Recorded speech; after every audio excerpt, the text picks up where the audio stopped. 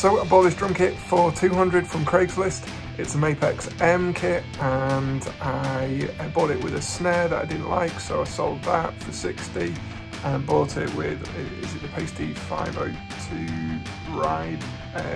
Didn't like that very much either, so I sold that.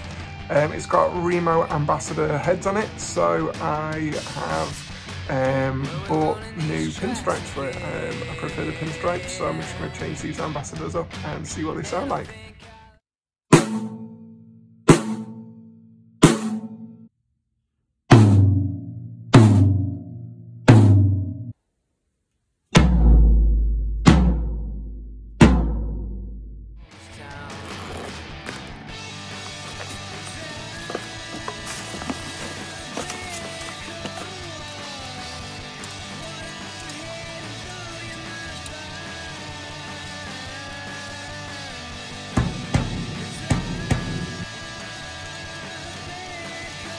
So with a little bit of rough tuning, this is what they sound like now.